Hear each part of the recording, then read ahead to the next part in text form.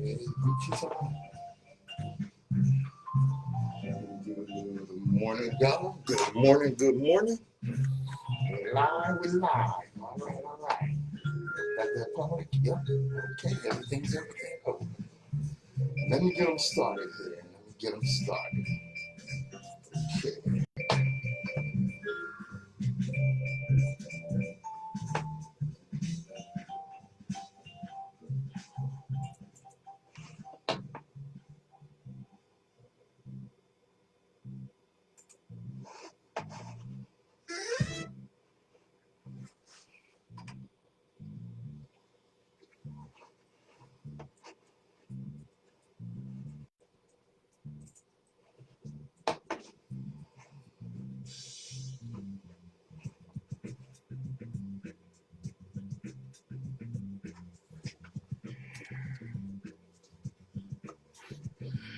Hey, my broker.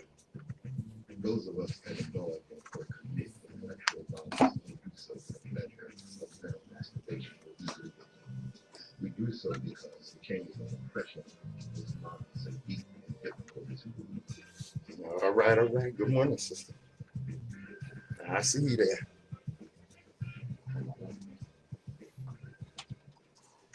Good morning, my children of the sun. Welcome to the Open Eye. I'm your third eye optometrist, Patrice Gibbs, right here on WHGE 95.3 FM, the advocacy education station. Yes, it did. You know me. I don't like to waste time because I ain't got time. I like to get it started. Yes, indeed. Brother Vaughn, how you doing? Who else we got? Oh, Sherry. Good morning, Sherry. And that's where my favorite Facebook cuz. My friend beyond Facebook. That's where, okay. I'm gonna come right in and start getting on y'all case because of some things I've seen. You know, I had someone saw me, and you might have heard me say this before. Give somebody on the street $1, they come up, hey, hold up, brother, don't I know you? Hey, let me hold $1. And I gave it to him. Okay. And sometimes I do, sometimes I don't, but mostly I do. And the reason I do is because I know what it's like to have nothing. It's a dark day. Oh, he just gonna go spend it on alcohol. Okay, well, that's, you know what? He gonna go spend it on alcohol. That might be, an hour that he ain't gotta chase that dragon. Or maybe more than that. But that's, for a period of time, he does not have to deal with chasing his addiction. He's just deal, and he might be going to get something to eat. You never know. Yeah, I know there's places he could go and get fed and this, that, and the other. And that's all well and good. That's where, hey, good morning, Michael Gibbs, my cousin down AC. How you doing, cuz? That's where, glad to have you in there. And this is for my family. Y'all listen up. This is strictly for Gibbs people and Gibbs descendants. Hashi yak. Fuffy mom, I love yak. Logo E. Yak. A love. A square love. That's just for my family. Right now, get back to what I said. Some of y'all need to come back to reality. Walking around downgrading people because of their struggles. Stop acting like you never had to call and get a bill extended. Stop acting like you never had to eat what you had because you couldn't afford what you wanted. You know how many ramen noodles I didn't eat? Because that's what I had. Stop acting like you never had to catch the bus or ride with someone because you didn't have a car. Stop acting like you never had anyone in your family or close to you that do or has been on drugs. Stop judging people and their struggles. Remember, because the struggle someone is going through today can turn and become yours tomorrow. You might be up now, but you can always come down. All right. Wait a minute, y'all. Hold up. Turn to the thing here. Wait, stop that. All right. The Open Eye is brought to you by the Delaware Center for Homeless Vets, founders and builders of the Pearl Center, the veteran-specific apartment building. Delaware Center for Homeless Vets, changing veterans' lives all over Delaware.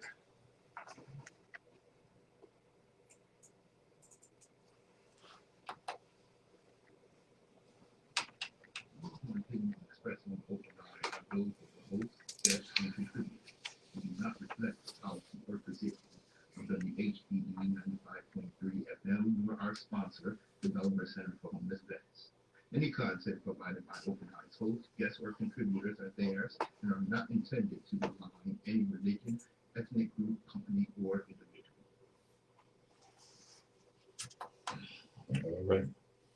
I'm responsible for what I say, and I ain't got a problem with it. Somebody ain't gonna like it, but you know what? I really don't give a damn. Hey, Irene, I see you in there. All right. All right. Let me tell y'all something. Stop looking for the perfect leader. You know, I'm talking to the Black community specifically. Stop looking for that Black Messiah. He really doesn't exist, the perfect Black Messiah. None of our leaders have been flawless. And I've told you that before. We can go all the way back in ancient time. The great ancestor Ramses II was a sex maniac and had a divinity complex. Fast forward. Booker T. Washington. He was domineering and dictatorial. The Honorable Messias Marcus Garvey, one of the coldest, best that ever did it. There's no one that has matched his following. 4 million worldwide. Marcus Garvey was narcissistic and a poor judge of character. His adversary, W.E.B. Du Bois, or as my grandmother used to call him, Du Bois, she was not a fan. That's fine. W.E.B. Du Bois was an elitist. Believed in the talented 10. Believed that 10% of the Black population, only 10%, that was on his educational level, social level, and maybe even his skin color. That might have been a factor in his attitude. Well, he was an elitist. A. Philip Randolph, the great labor leader, could be very vindictive. Mary McLeod Bethune, great educator, was actually sour and could be really mean. Adam Clayton Powell Jr. At one time, Adam Clayton Powell Jr. was Black America's congressman. Adam Clayton Powell Jr. from Harlem. The things he did on city council in Harlem, and then the things he did when he got in Congress, very few. I wish we had Adam Clayton Powell around now. He would show these sorry fundraising, grant chasing fools in the Congressional Black Caucus what it was all about. That Adam Clayton Powell Jr. was a reckless, womanizing drunk, loving to death. Elijah Muhammad. I have my criticisms for Elijah Muhammad, but I will tell you this about the Nation of Islam. Turning around Black people, their rehabilitative efforts, very few can match it. But let's get real. Like I said, number of leaders were flawless. Elijah Muhammad was a horny old potentate.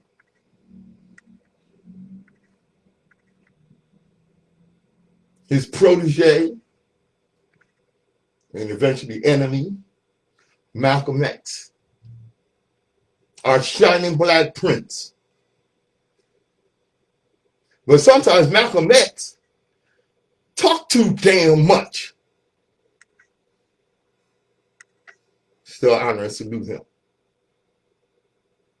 Huey P. Newton, co-founder of the Black Panthers, gave a lot of us our manhood. Showed us the importance of education. Dr. Huey P. Newton, who had a PhD in sociology. But Huey P. Newton had a foot in the street. Huey P. Newton was thuggish. Don't get it in there. And we all know Dr. Martin Luther King Jr. couldn't keep his pecker in his goddamn pants.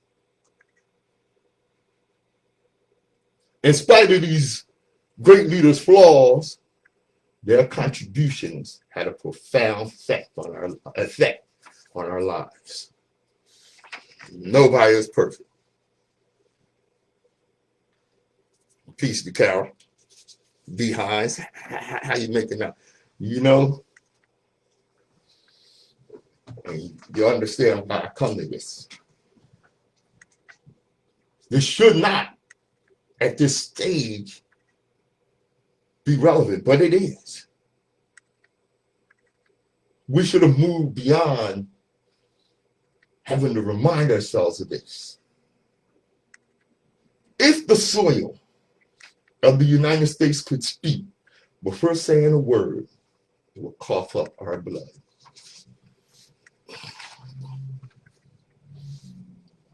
"53 years ago today." You know where I'm going with that? Let me read this quote. "Well, I don't know what will happen now. We've got some difficult days ahead.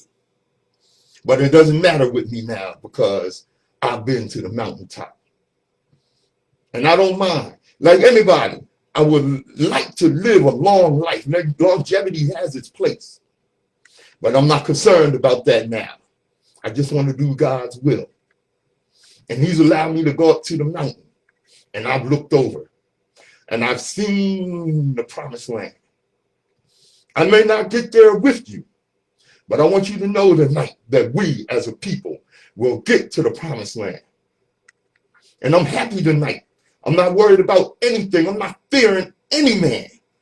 My eyes have seen the glory of the coming of the Lord." If you don't know where that's from, shame on you. I'm going to go ahead and tell you anyway. Sure, many of you are well aware that as the I've been to the mountaintop speech, Dr. King's final public address 53 years ago, April 3rd, 1968 was when he made that speech. The next day, April 4th, 53 years ago, Dr. King was murdered. One of our flawed, highly accomplished leaders. You know, oftentimes that I have to remind people who Dr. King was, because I've made numerous videos where I admonish our people for not knowing who Dr. King was. And I understand it. Our conceptions of Dr. King's legacy is shaped by what we've been taught, what we venture to learn, and what the propaganda has convinced us is so, and by the passage of time. And as always the case, the passage of time plays the legacy with the malady of mythology. Of course, the March on Washington is considered the pinnacle of the civil rights movement, highlighted by Dr. King's most famous address, the I Have a Dream speech. Okay. Would Dr. King seem so radical were he alive today? Hell, he'd be in his 90s, I believe. Would Dr. King be so revered were he with us today? To answer these questions, you have to understand who Dr. King was before and beyond that historic day in Washington. in 1963.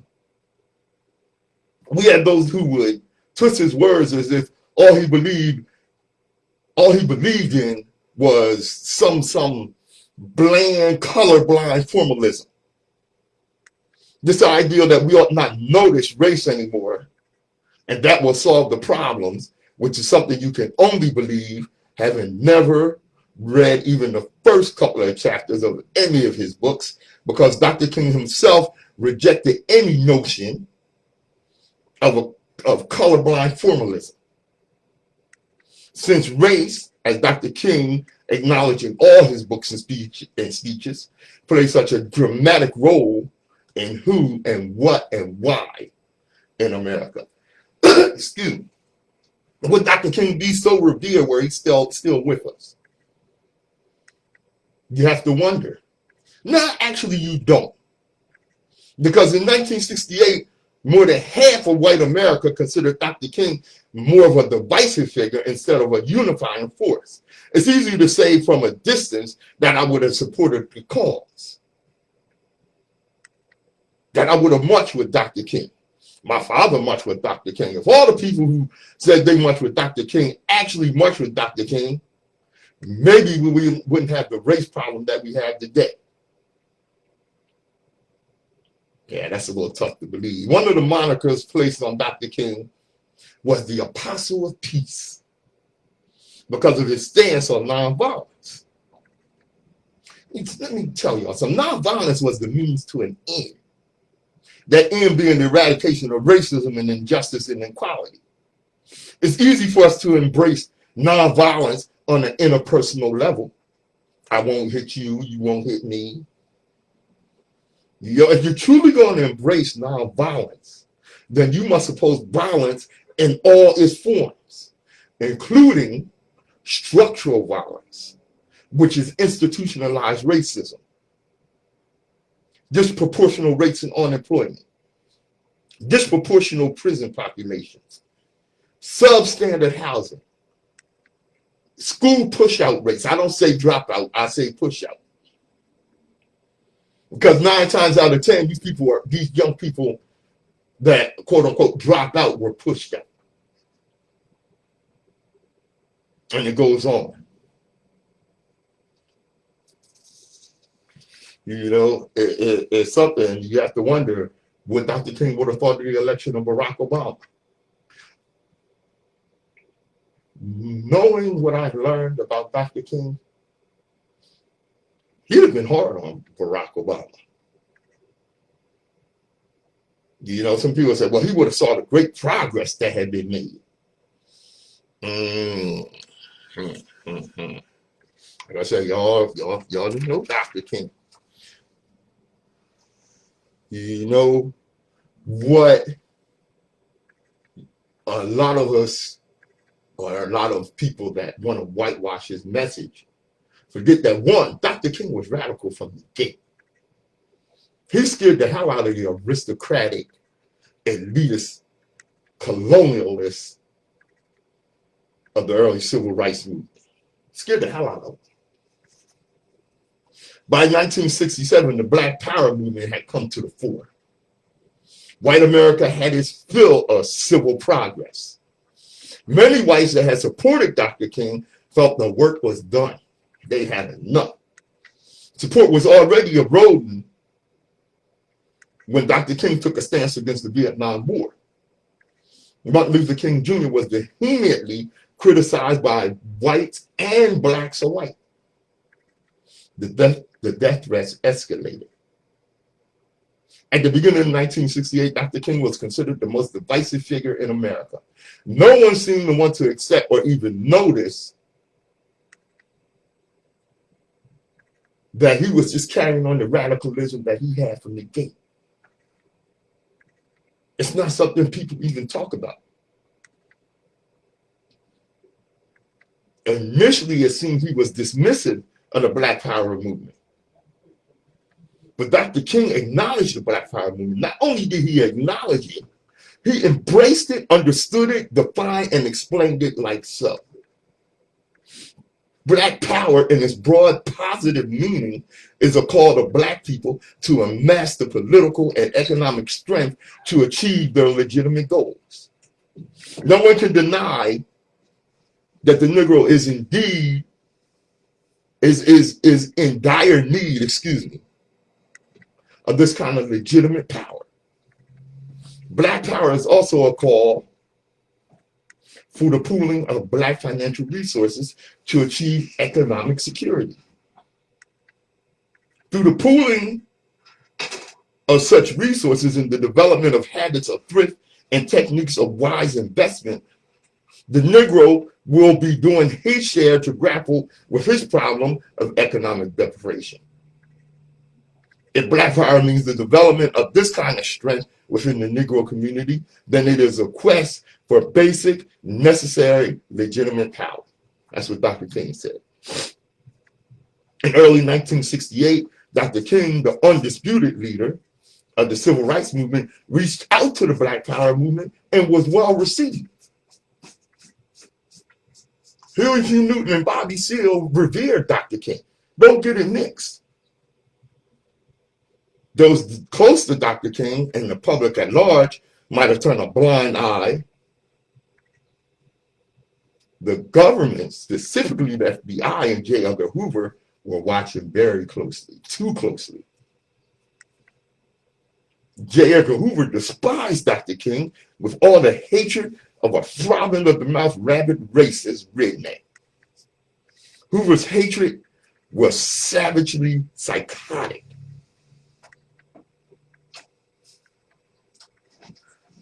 After the 1963 March on Washington, Hoover declared Dr. King the most dangerous man in America.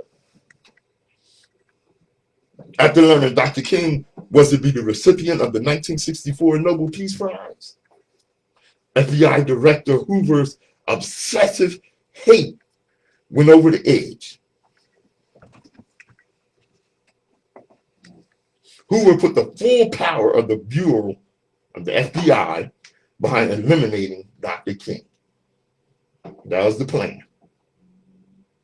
The plot involved office break-ins, use of informers, mail opening, wiretapping, and bugging of Dr. King's home, office, and hotel room. Agents sent letters threatening to expose Dr. King's dalliances and implying that he should commit suicide. After Dr. King's philosophical and tactical transition, Hoover's nefarious intentions took on an urgency. Now, I'm not going to say, that he really had a philosophical transition as much as he had a tactical transition.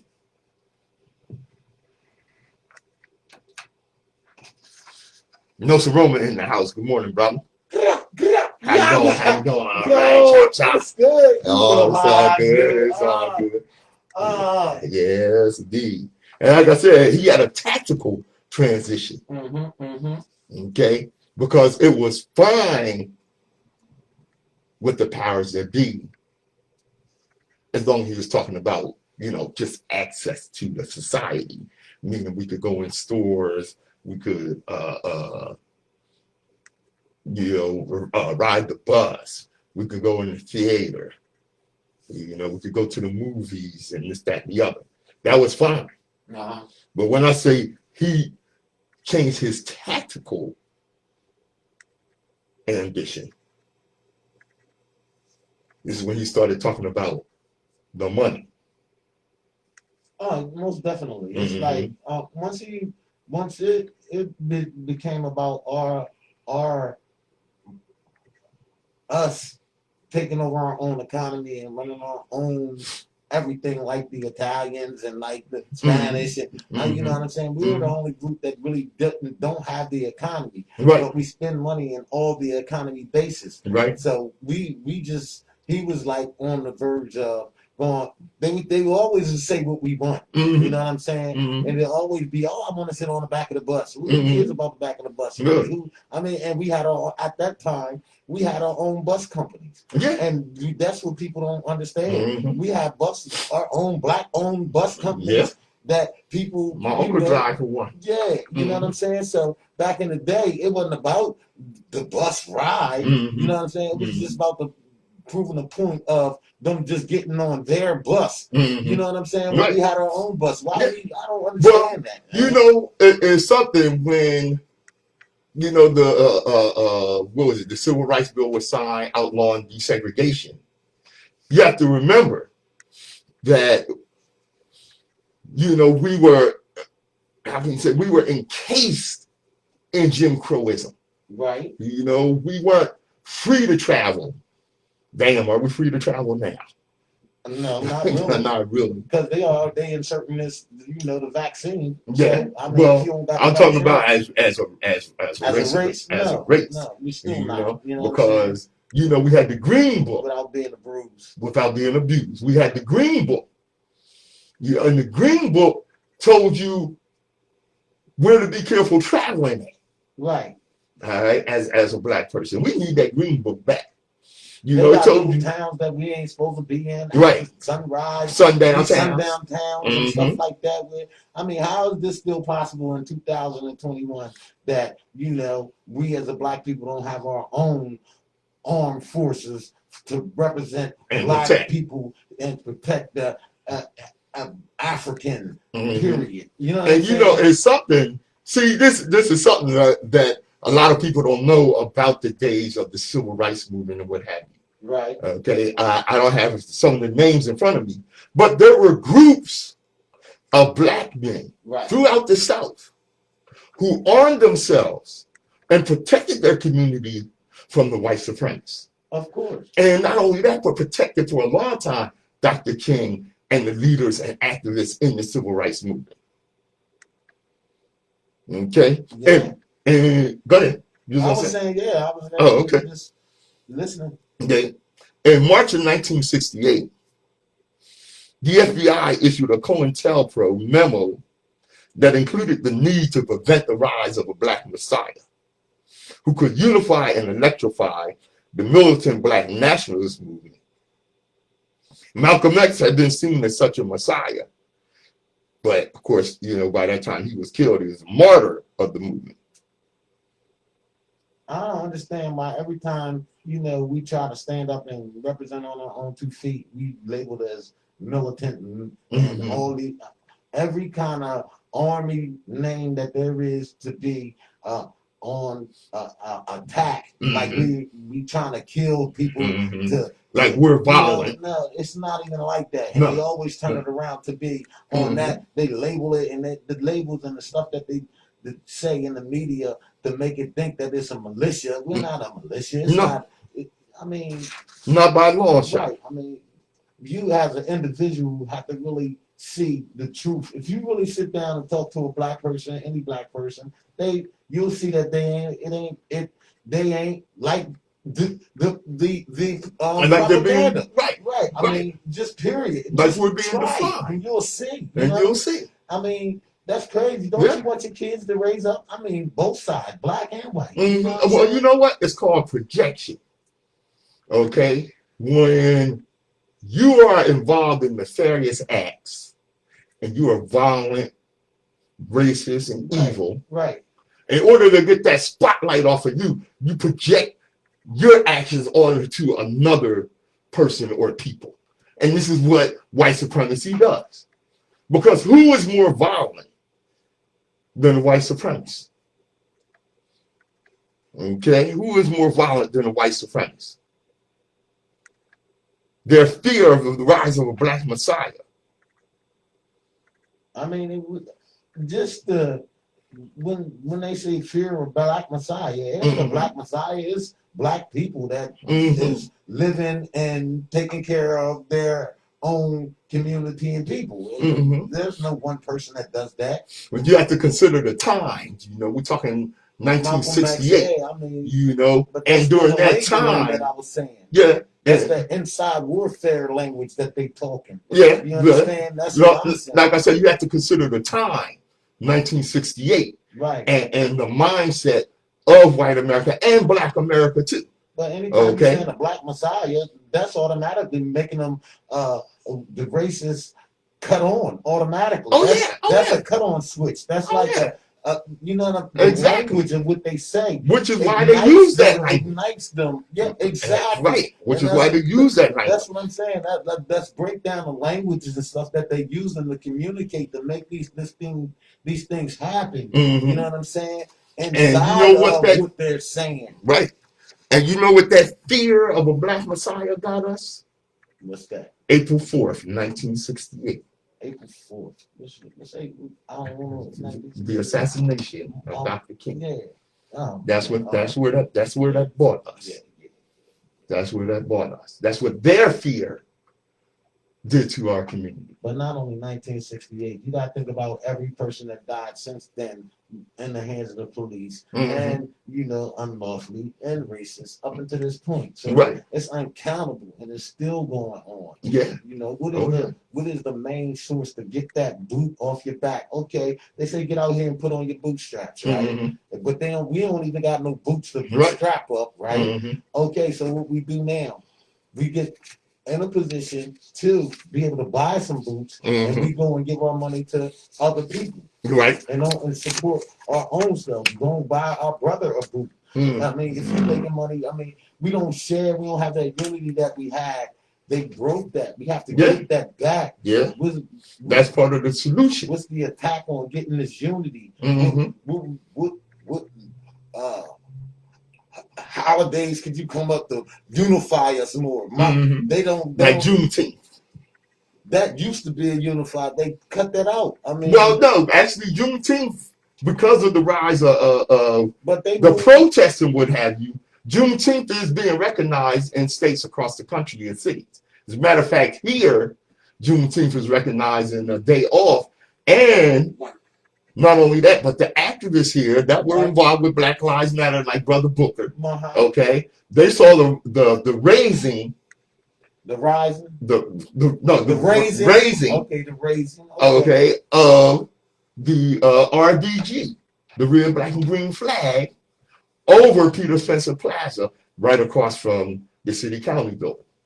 And that symbolism is important. I'm not really big on symbolism, but I know that that's my thing. Psychologically. That ain't do anything. Right. Period. To the cause of us becoming our own engine.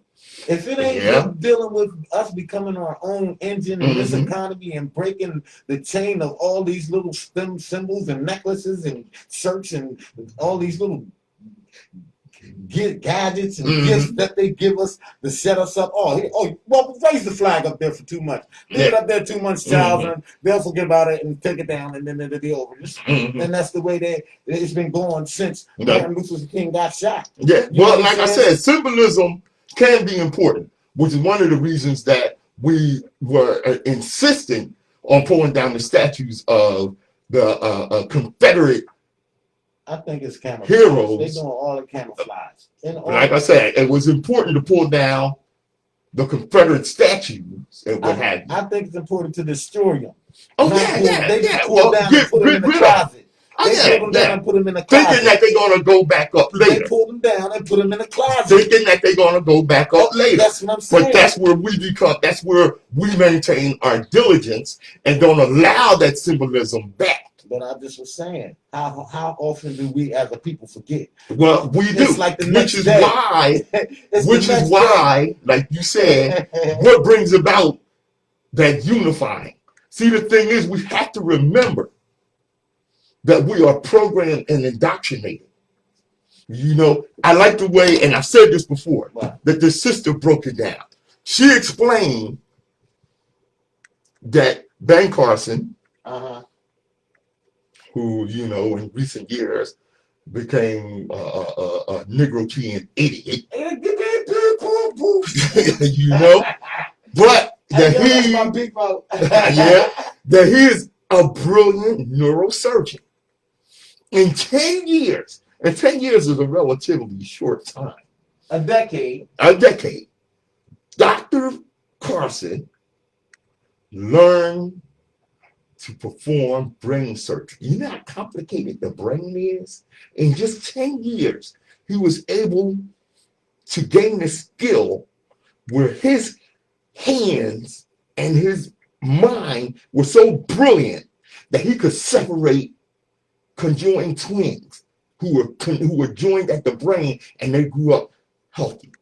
That's how brilliant he was in 10. So if it only took 10 years for him to learn that, you got to consider that 400 years of oppression, slavery, indoctrination did a hell of a number on us.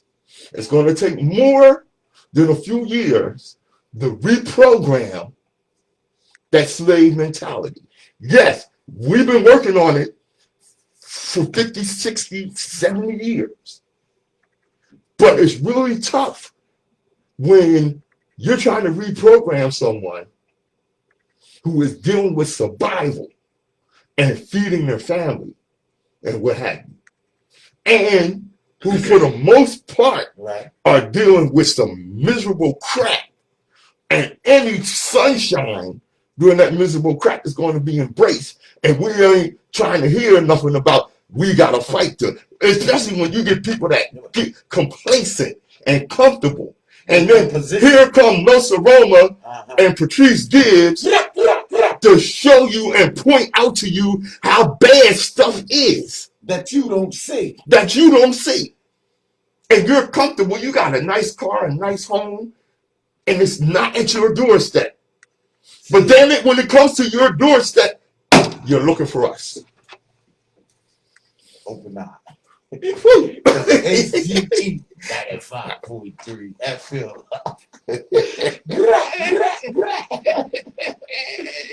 Oh, just the Patrice. Yeah, I'm feeling it. Hey, yo, what's up, Be Easy? Yeah, I got. Hey, yo, Michelle, what's good? Irene, hey, yo, you always in the building. So, Dave, what's happening, homie? Hey, yo, you know what it is.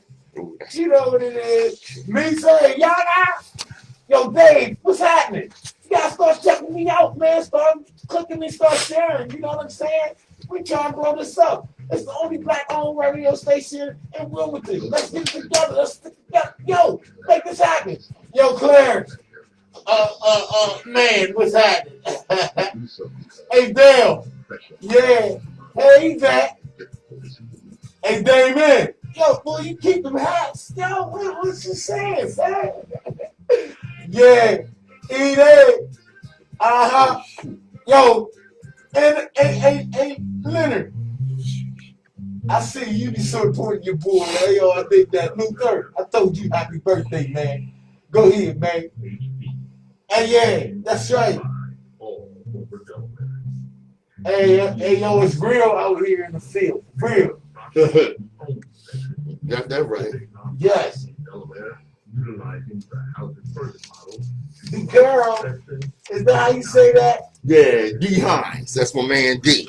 D. Hines, what's happening, yo? I see you. No spoon in the building selling you out. You dig me? Yeah.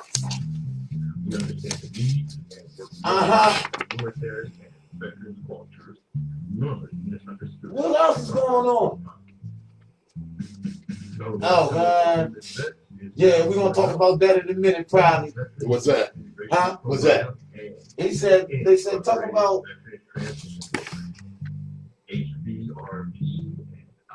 the stuff that's going on right now. I think that's what we're doing. You always do that. That's right. Exactly. But I know where you're coming from. I know where you're coming from. Oh, we gonna get rid of it. We gonna get with it right now. Oh, I need a phone charger. My phone died. Oh, Lord, word. Oh, man. In the car? No. Oh, sucky.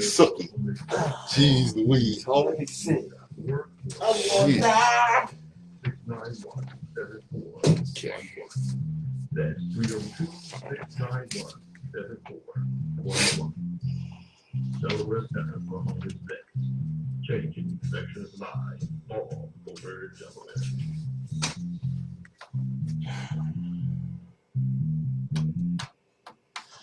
WHGE 95.3 FM, the overnight. I'm your host, Patrice Gibbs. I'm joined by my partner, Nsoromma, our intellectual surgeon. All right. Look, you know what? You understand how white supremacy works? Look, 135 white people just rigged an election in broad daylight, and they arrested a black woman for knocking on the door to watch. That's called white supremacy. That's how that works. All right. Oh yeah. Oh yeah. Don't you worry. We with it now. We going. Okay. We'll check the time. Yeah. I like this. This was from Michael Harriot from, I think he's from The Root. Yeah, if you black, every day is April Fool's Day. That came out April 1st. While some claim there is no such thing as white culture, I vehemently disagree. Those schooled in anthropological, specially known as white peopleology, are keenly aware of the hallmarks of the Caucasian culture, including guitar-based dancing, the affinity for wraparound sunglasses, and an addiction to calling the police. And then there's the prank. Perhaps no phenomenon encapsulates the white way of life more than the Yakubian shenanigan. White people love pranks. Capers, tricks, larks, hijinks, gags, put-ons, and even monkey shines. Which sounds racist as hell, but it is what it is. The reason why their language has a million words for it is because lying has been a part of their ancient lifestyle since April 1st, 33 AD. When Jesus, bestie, discovered he had been pranked into attending a cookout, but was only offered bread and water. You got me, Judas Iscariot. Said, good one. I'm sure I'll figure out how to pay you back. Aside from the word psych, practical jokes never quite caught on in the black culture. Yeah, because you know some of that practical joke stuff, it gets you bopped upside your head. Ever since 1441, when Nuno Chitazo and Ando Antayo Gonzalez took a break from seal hunting to prank a naked man carrying a sagi. For some reason, black people haven't been into tomfoolery. And believe me, we tried. When we learned that unlike traditional African enslavement, the European version of human bondage was intergenerational and everlasting, we assumed it was a very unfunny joke. We only discovered it was real after Thomas Jefferson explained that he was using English dry wit when he wrote, all men are created equal. Of course, this misunderstanding is expected. After all, there's only one ancient word for prank. I wish I MFO would. That's the word for prank. We don't play that. And that's why April Fool's Day is so hard for us. If you're black, it's damn near impossible to tell when white people are joking. I thought I was making some progress in solving the puzzle of white peopleology, pranks, when a creamsicle colored candidate entered the presidential race. I actually guffawed when I heard that the guy from The Apprentice was running for president.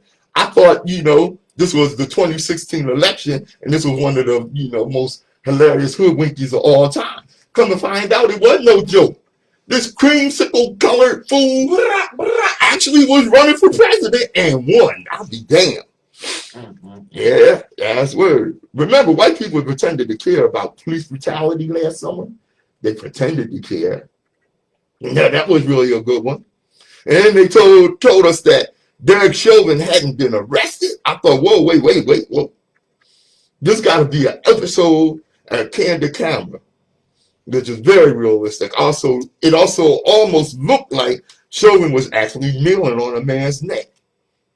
I should have known something was up with all those camera angles. All right. Yo, you can call in also 844 WHGE 953. 844 WHGE 953. All right. You give me? Now, I don't care what was in his system. I don't care if he was drunk. I don't care if he was high. I don't care if he was angry. I don't care if he was sad. I don't care. Right. That cops knee should not have been on that man's neck for almost 9 minutes. Period. End of story. That's it. Have you been following any of the trial, brother? The Chauvin trial is not the George Floyd trial. George Floyd is not on trial. Understand that. George Floyd is not on trial. See, we're the only people in America. Right. When we're murdered, Right. the murder victim is put on trial. Right. How many times have we seen that? All our lives. All our lives. Dead That's what I'm Chauvin. saying. So I mean, listen, man. When these people that's in these high rank positions make the criminal the good guy, I mean, I don't care what kind of suit he got on. I don't care what kind of outfit he got on, what kind of uniform he got on. A bad guy is a bad guy. You know what I'm saying? So when in that situation, if you have to be accountable for, okay, it was a mistake, you killed the guy. Why couldn't you just say that? Why you got to turn the guy you killed into a criminal and making it look like that's okay? I don't care how it goes. That's not okay. No. You know what I'm saying? So, and saying that, the people needs to find justice. It shouldn't even be about them being able to go in there and talk to the judges and have their day in court. They should be stoned on the street, period. Yeah, I heard that. It should be that would work for people's me. law. You know what I'm saying? Yeah. From now on, when the people want the justice, people get the justice. You know what I'm saying? And that's what it's about. And of course, you know that's a slippery slope. But still, I mean, people it could be because some information can get out wrong. You know, I understand that, but you can clearly see it like this. It's on. Right, and of course, like you know, when you said that, you know, if it was a mistake, it was a mistake. But of course, this was not a mistake. This was intentional murder. I mean, okay, if you want somebody's neck, you know, I'm in the martial arts, so if you want somebody's neck and we in an exhibition, I'm not trying to kill you, and I sit on your neck and you go, yo, tap on my right. I'm gonna get off your, I'm gonna relieve the pressure off your neck. Right. You know what I'm saying? And this is what one of the witnesses said. He was an MMA fighter. Right. Now he should have went over there and worked out on him just because, you know, that's the right thing to do. Right. And you know what? A lot of the witnesses, they have made him a criminal. Of course, a lot of the witnesses, that's what I'm saying. A lot of the witnesses are feeling guilty. I mean, we saw people. We saw people break down on the stand because they didn't step up and stop this man from murdering George Floyd. You know how that make you first feel, man? Yeah, it was just awful. To be able to save a life and don't do it, and choose not to do it, and be in fear of not to save this person's life. You know how God and the Creator will punish you for that? It ain't even about a man thing. Yeah, you know what? And this is what I always ask, man. This is what I always ask people. Had you been there, and I want to say that I would, had you been there and seen him murdering this man, would you have the wherewithal, the courage, the compassion to step up and stop him? It ain't, at that point, you're dealing with a murderer. So you have to look at it as, okay, I'm ready to die for this situation also. Because he's going to kill you too. Because you're stopping his progress of killing.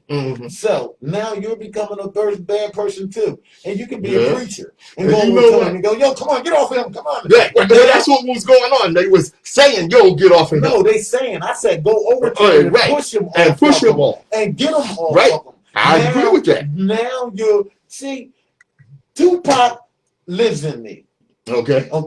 I mean, like, some people possess that fire for real, and it's crazy because when I cut on and when it cuts on, I have no control. You can do with it. Right.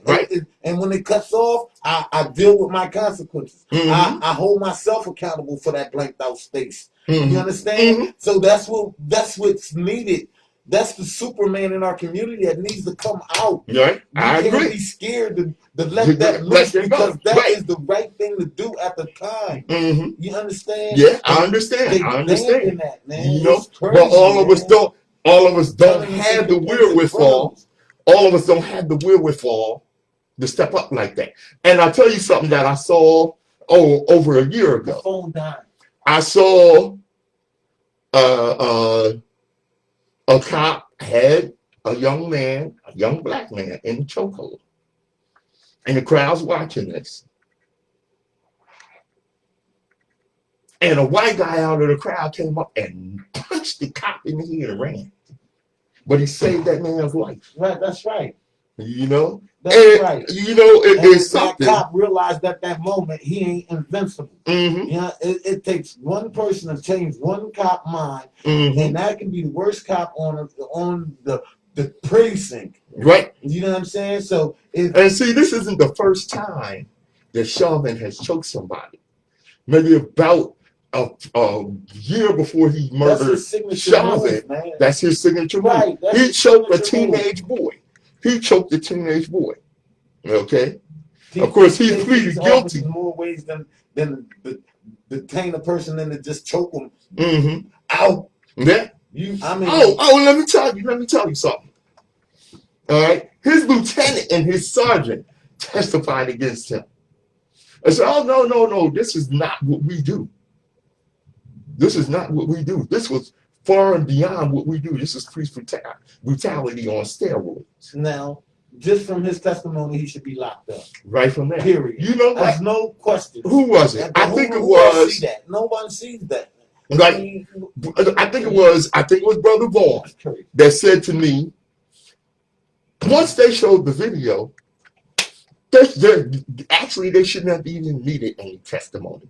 Did you see the look on Derek Chauvin's face as he was murdering George Floyd? It was a look of satisfaction. Yeah. That was the look on his face. It was a look of satisfaction. And he was insane also at that second, too. He was an insane killer. Mm-hmm. He had hundreds of people saying, get off of him. Mm-hmm. You have to be insane to stay there. Or evil.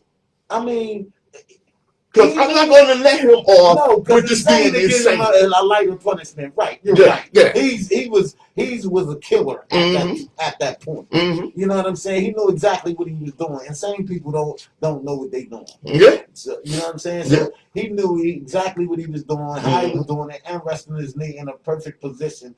And he should be executed. I agree. Like that. He killed the person. And representing in their uniform. See, I don't. That's what really gets me.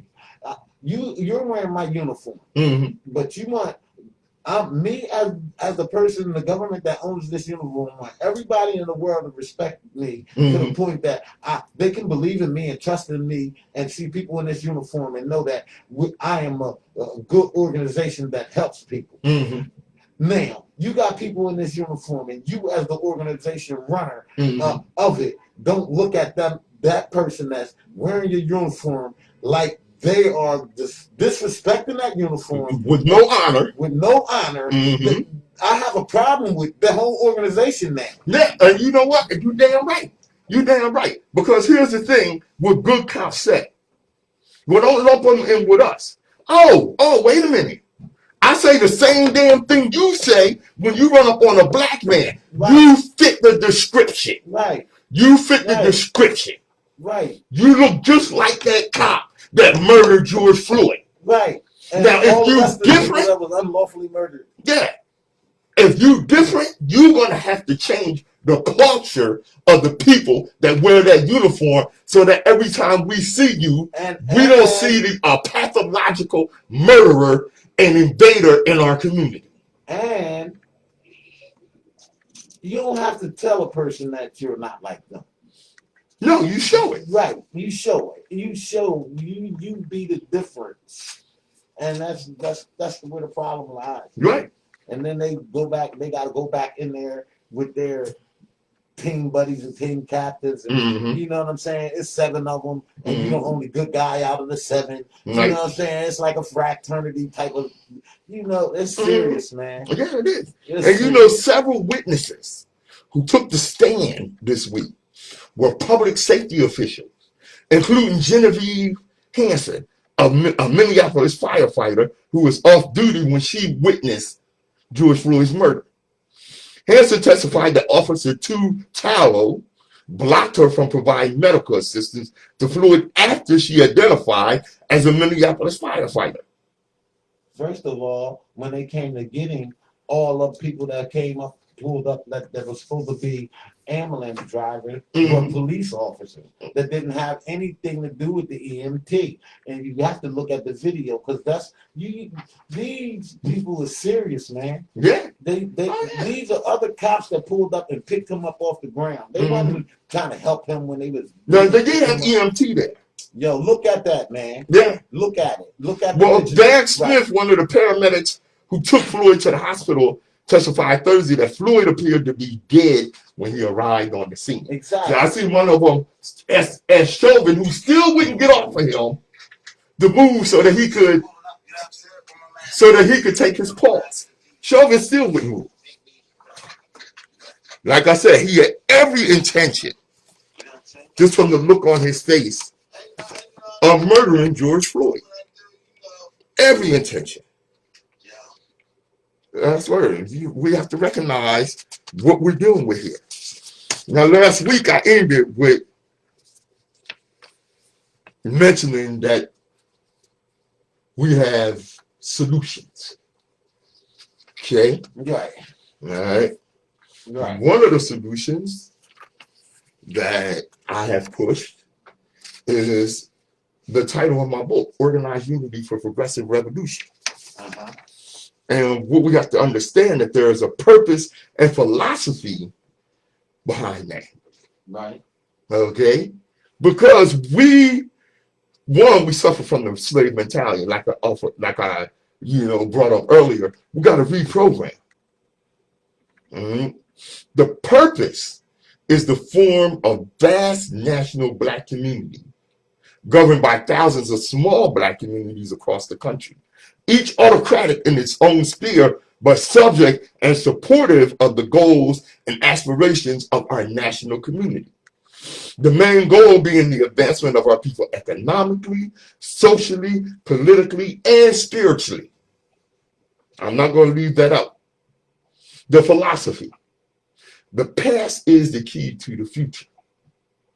If we have any hope of progressing, we must adhere to the philosophy that was the essence of ancient Africa's success as a civilization.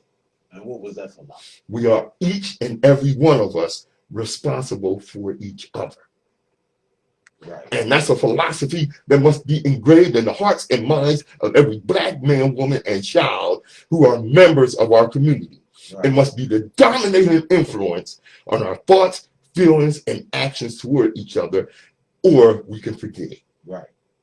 And don't feed into that children should be seen and not heard mentality. Mm-hmm. Okay? Because the streets are calling. And they will call your child out there. Right. Listen to that child. It's often out of the mouths of babes that brilliant things come. Mm-hmm. You know? So you listen to that child. You know? Of course, a place to start.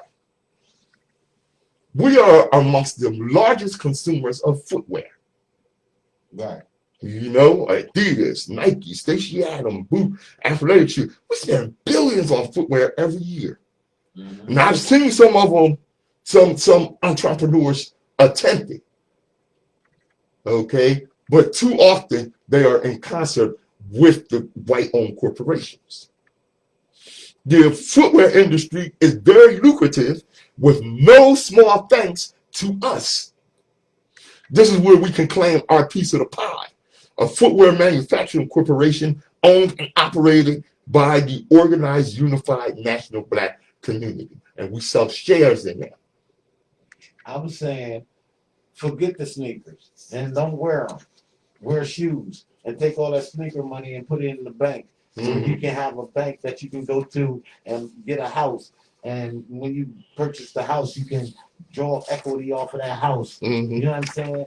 Teach real financial skills that brings our community together to be able to compete with these other nationalities. If we don't have our own banking, if we don't have our own lending, if we don't have our own, all the above of being your own entity, we are never going to be able to compete. Yes. So it has to start with the financial banking. We have to start banking with each other, as in black banking. Mm-hmm. I mean, throughout the world. Mm-hmm. And and I agree with that to a great extent. Okay, but we have to be able to provide jobs. And if we have a product that our own people want to invest in, want to promote and use, then that will put us in a position to open our own bank. okay, look, listen to this. We are considered the poorest people right now. Right? Right. Okay, I mean, okay, I'm gonna go with that. I mean, like, we're not, but Right. in the eyes of the scales of the American scale of humanity, we are considered the poorest people. Okay. We are on the bottom So, economically. we're on the bottom That's economically. right. You know what I'm saying? Poor sounds harsh. Mhm. That's what it is. Yeah, it is what it is. It is what it is. I don't even sugarcoat it. You know what I'm saying? Except for Mr. Harmon on the radio for when you gotta Right. But anyway, we gotta understand that in the economy we consider the poorest people right now. Mm-hmm. But we spend the most money. Right. Okay. We are the biggest consumers, and that's our problem. No, We're the biggest consumers instead of being the biggest investors. Now that consuming money should be that bank I'm talking about. That investment, that it should be angled to there instead of us spending in the white area, spending in the Italian area. Right. I mean, spending like that. We need to spend more to the fact that we need to spend more to the fact that we as a people need to channel our spending to where as though, okay, it'll go to Pastor go to Yorkie D store, right. Yorkie D store go like that. Yeah, and I agree with you on that. But that's just why we have to manufacture.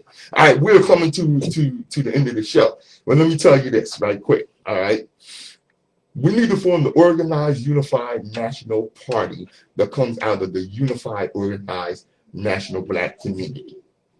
The organized, unified party should not be interested in civil rights, human rights, white rights, Hispanic rights, or any other rights. The organized, unified party's singular, exclusive interest has to be black political and economic power.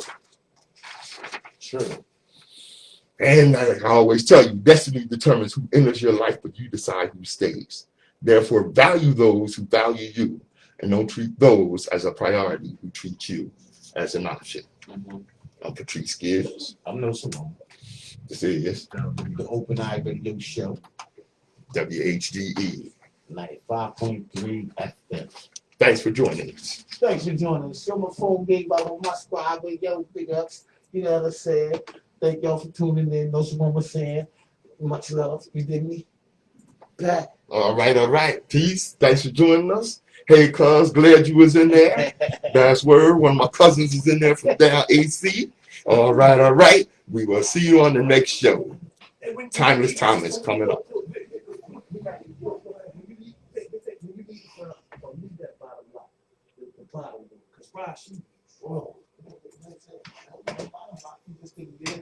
No. The outside is cool until the inside door bottom lock. The head. Keep that unlocked for. Oh, okay. Thanks. What's up, Pat? Hey, what's up, bro? Right, shut them down. Hey, man. That's cool. All right. Hey, thanks for joining us. See you on the next show. Timeless Thomas coming up.